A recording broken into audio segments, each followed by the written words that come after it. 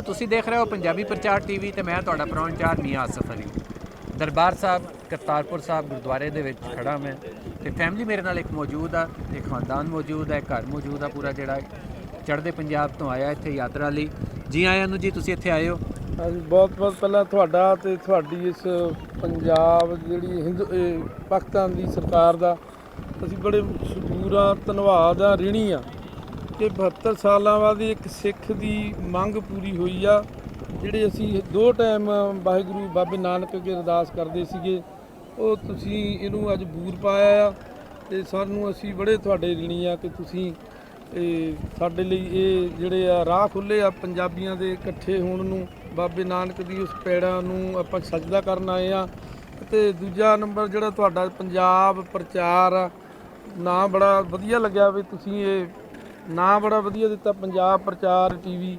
ਅਤੇ ਮੈਂ ਚਾਹੁੰਦਾ ਜਿਹੜਾ 1947 ਤੋਂ ਜਿਹੜੀ ਇੱਥੇ ਪਾਕਿਸਤਾਨ ਦੇ ਵਿੱਚ ਪੰਜਾਬੀ ਭਾਸ਼ਾ ਦੇ ਉੱਪਰ ਬੈਨ ਲੱਗਾ ਆ, ਉਹਨੂੰ ਪਹਿਲੀ ਭਾਸ਼ਾ ਦਾ 13 ਕਰੋੜ ਦੀ ਆਬਾਦੀ ਹੋਣ ਦੇ ਬਾਵਜੂਦ ਵੀ ਉਹਨੂੰ ਪਹਿਲੀ ਭਾਸ਼ਾ ਦਾ ਦਰਜਾ ਨਹੀਂ ਮਿਲਿਆ। ਤਾਂ ਮੈਨੂੰ ਅਫਸੋਸ ਵੀ ਇਸ ਗੱਲ ਦਾ, ਪਰ ਤੁਹਾਡੀਆਂ ਕੋਸ਼ਿਸ਼ਾਂ ਕਾਮਯਾਬ ਹੋਣਗੀਆਂ। ਵਾਹਿਗੁਰੂ ਬਾਬਾ ਨਾਨਕ ਇਹਨੂੰ ਭਾਗ ਲਾਵੇ ਕਿ ਪੰਜਾਬੀ ਇੱਥੇ ਹਰ ਬੱਚੇ ਨੂੰ ਪੜ੍ਹਾਈ ਜਾਵੇ, ਹਰ ਇਸ ਦੇਸ਼ ਦੇ ਵਸਿੰਦੇ ਨੂੰ ਪੜ੍ਹਾਈ ਜਾਵੇ। ਔਰ ਆਪਣੀ ਪੰਜਾਬ ਦੀ ਜਿਹੜੀ ਮਹਾਂ ਪੰਜਾਬ ਸੀਗਾ, ਜਦੋਂ ਇੱਕ ਪੰਜਾਬ ਇੱਕ ਰਾਜ ਸੀਗਾ, ਪੰਜਾਬ ਇੱਕ ਦੇਸ਼ ਸੀਗਾ, ਉਸ 'ਤੇ ਆਪਾਂ ਦੁਬਾਰਾ ਅਸੀਂ ਉਸ ਨੂੰ ਆਪਣੇ ਇਤਿਹਾਸ ਨੂੰ ਜਾਣ ਸਕੀਏ। ਆਪਣੇ ਬੱਚਿਆਂ ਨੂੰ ਪੰਜਾਬੀ ਕਿੰਨੇ ਯੋਧੇ ਹੋਏ ਆ ਜਿਨ੍ਹਾਂ ਨੇ ਬੜੀਆਂ ਮੱਲਾਂ ਮਾਰੀਆਂ ਆ, ਬੜੇ ਬਖੂਬੀ ਕੰਮ ਕੀਤੇ ਆ। ਔਰ ਕਿਰਤ ਕਰਨ ਵਾਲੀ ਇਹ ਜਮਾਤ ਵਾ।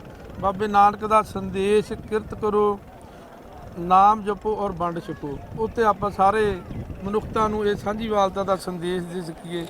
ਵਾਹਿਗੁਰੂ ਜੀ ਕਾ ਖਾਲਸਾ। ਅੱਛਾ, ਤੇ ਇਹ ਦੱਸੋ, ਤੇ ਤੁਸੀਂ ਆਏ ਹੋ ਪੂਰੇ ਪਰਿਵਾਰ ਦੇ ਨਾਲ ਆਏ ਹੋ, ਕਦੋਂ ਪ੍ਰੋਗਰਾਮ ਬਣਿਆ, ਕਿਵੇਂ ਬਣਿਆ ਤੇ ਕਿੱਦਾਂ ਤੁਸੀਂ ਇੱਥੇ ਤੱਕ ਪੜੇ? ਜਦੋਂ ਇਹ ਕੋਰੀਡੋਰ ਖੁੱਲ੍ਹਿਆ 9 ਤਰੀਕ ਨੂੰ ਇਹਦਾ ਉਦਘਾਟਨ ਹੋਇਆ, ਸਾਡੇ ਦੋਵਾਂ ਦੇਸ਼ਾਂ ਦੇ ਜਿਹੜੇ ਪ੍ਰਾਈਮ ਮਿਨਿਸਟਰ ਉਹਨਾਂ ਨੇ ਖੁੱਲ੍ਹਿਆ। ਸਾਡੇ ਮਨ 'ਚ ਚਾਹ ਸੀ, ਪਰ ਉੱਧਰ ਵੀ ਅਸੀਂ ਬਾਬੇ ਨਾਨਕ ਦੇਵ ਜੀ ਦਾ ਪ੍ਰਕਾਸ਼ ਪੁਰਬ ਮਨਾ ਰਹੇ ਸੀਗੇ ਅਤੇ ਅਸੀਂ ਫਿਰ ਇੱਕ ਗਰੁੱਪ ਬਣਾਇਆ। ਉਹ ਤਾਂ ਚਲੋ ਉੱਧਰ ਇੰਤਜ਼ਾਰ ਕਰ ਰਿਹਾ ਸਾਡਾ, ਤੁਹਾਡੇ ਨਾਲ ਸੁਭਾਵਿਕ ਮੁਲਾਕਾਤ ਹੋ ਗਈ। ਅਸੀਂ ਆਪਣਾ 25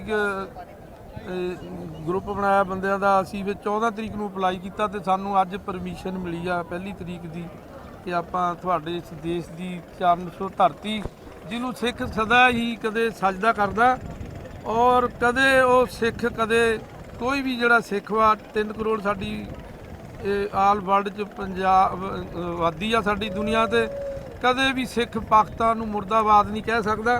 ਹਮੇਸ਼ਾ ਆਪਾਂ ਇਹਦੀ ਖੈਰੀਅਤ ਮੰਗਦੇ ਆ।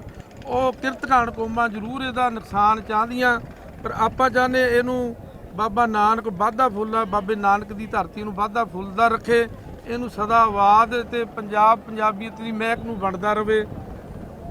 ਅੱਛਾ, ਤੁਸੀਂ ਦੱਸੋ ਜੀ, ਤੁਸੀਂ ਵੀ ਆਏ ਹੋ ਇੱਥੇ ਅੱਜ ਨੇ ਪੂਰੇ ਘਰ ਦੇ ਨਾਲ ਆਏ ਹੋ, ਕਿਹਦਾ ਲੱਗ ਰਿਹਾ? ਪਹਿਲਾਂ ਆਪਣਾ ਨਾਮ ਦੱਸੋ, ਕਿੱਥੋਂ ਆਏ ਹੋ ਤੇ ਕਿਹਦਾ ਲੱਗ ਰਿਹਾ? ਹਾਂਜੀ, ਮੇਰਾ ਨਾਮ ਇੰਦਰਜੀਤ ਕੌਰ ਆ, ਮੈਂ ਪੰਜਾਬ ਤੋਂ, ਇੰਡੀਆ ਤੋਂ, ਪੰਜਾਬ ਤੋਂ ਆ, ਜ਼ਿਲ੍ਹਾ ਹੁਸ਼ਿਆਰਪੁਰ। ਤੇ ਇੱਥੇ ਆ ਕੇ ਬਹੁਤ ਵਧੀਆ ਲੱਗਾ, ਬਹੁਤ ਹੀ ਜ਼ਿਆਦਾ ਸਾਰਿਆਂ ਦਾ ਬਿਹੇਵ ਬਹੁਤ ਜ਼ਿਆਦਾ ਵਧੀਆ ਸੀ, ਬਹੁਤ ਹੀ ਜ਼ਿਆਦਾ ਮਿਲਵਰਤਨ, ਸਾਰਿਆਂ ਨੇ ਬਹੁਤ ਹੀ ਜ਼ਿਆਦਾ ਪਿਆਰ ਕੀਤਾ ਤੇ ਅਸੀਂ ਵੀ ਬਹੁਤ ਹੀ ਜ਼ਿਆਦਾ ਸਾਰਿਆਂ ਨੂੰ ਪਿਆਰ ਕਰਦੇ ਹਾਂ। ਇੱਥੇ ਆ ਕੇ ਬਹੁਤ ਹੀ ਜ਼ਿਆਦਾ ਖੁਸ਼ੀ ਮਿਲੀ, ਮਨ ਨੂੰ ਬਹੁਤ ਹੀ ਜ਼ਿਆਦਾ ਉਤਸ਼ਾਹ ਮਿਲਿਆ। ਅੰਮੀ ਜੀ ਵੀ ਨਾਲ ਆ ਤੁਹਾਡੇ? ਇਹ ਮੇਰੇ ਮਾਤਾ ਜੀ। ਹਾਂਜੀ, ਉਹਨਾਂ ਨਾਲ ਵੀ ਗੱਲ ਤਰ੍ਹਾਂ ਕਰ ਲਈ ਹੈ? ਨਹੀਂ, ਬਸ ਉਹ ਵੀ ਧੰਨਵਾਦੀ ਨੇ। ਬਹਰਾਲ ਜੀ, ਬਹੁਤ ਖੁਸ਼ ਹੈ ਫੈਮਿਲੀ ਇੱਥੇ ਆ ਕੇ। ਔਰ ਜਿਹੜੀ ਗੱਲ ਉਹਨਾਂ ਨੇ ਅਸਲ ਕੀਤੀ ਕਿ ਕੋਈ ਵੀ ਸਿੱਖ, ਕੋਈ ਵੀ ਸਰਦਾਰ ਪਾਕਿਸਤਾਨ ਨੂੰ ਮੁਰਦਾਬਾਦ ਨਹੀਂ ਕਹਿ ਸਕਦਾ। ਹਰ ਸਰਦਾਰ, ਹਰ ਸਿੱਖ ਪਾਕਿਸਤਾਨ ਦੀ ਖੈਰ ਮੰਗਦਾ, ਇਹੀ ਚਾਹੁੰਦਾ ਕਿ ਇਹ ਦਿਨ ਬ ਦਿਨ ਵੱਧਦਾ ਰਹੇ, ਤਰੱਕੀ ਕਰਦਾ ਰਹੇ ਤੇ ਖੁਸ਼ਹਾਲ ਮੁਲਕ ਬਣ ਕੇ ਰਹੇ ਤੇ ਇਹਦੇ ਵਰਗਾ ਮੁਲਕ ਕੋਈ ਹੋਰ ਨਾ ਹੋਵੇ। ਹਰ ਸਿੱਖ ਦੀ ਦਿਲੀ ਦੁਆ ਇਹੀ ਆ। ਇਹਨਾਂ ਭੈਣ ਭਰਾਵਾਂ ਦਾ ਇਹੀ ਕਹਿਣਾ ਸੀ।